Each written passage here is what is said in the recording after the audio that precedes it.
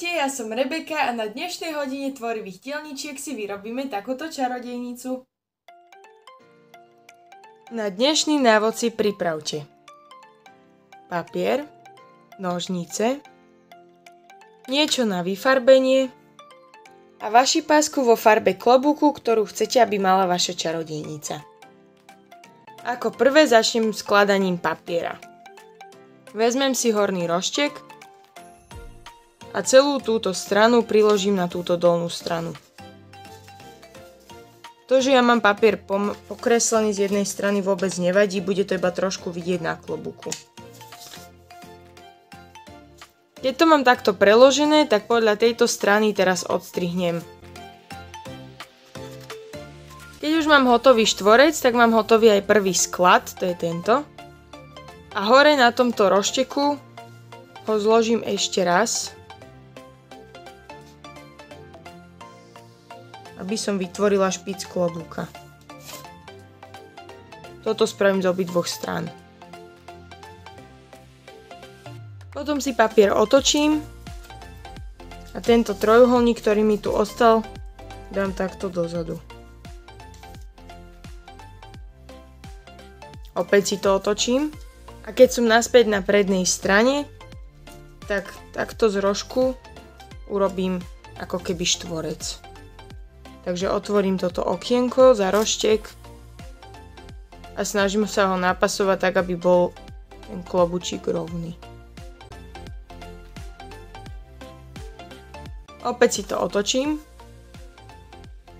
a tieto dva dolné rošteky dám do stredu.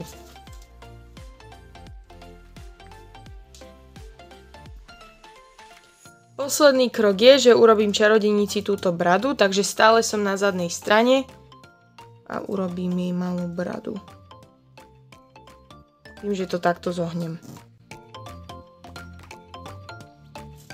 Celé si to otočím na prednú stranu. Skladanie máme hotové.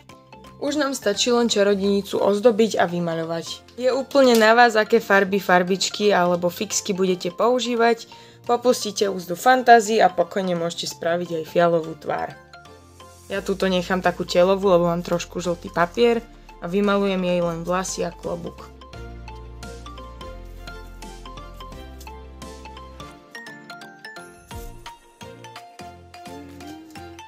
Ak sa vám klobúk trochu otvára, tak môžete vymalovať aj túto vnútornú časť, alebo tam môžete niečo napísať.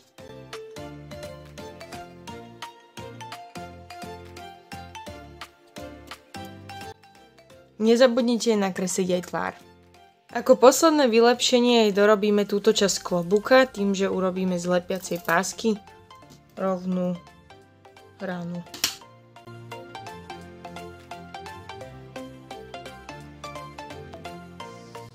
Aby sa vám to z druhej strany nelepilo, môžete si odstrihnúť ešte dva malé trojuholníčky, ktoré nalepíte z opačnej strany.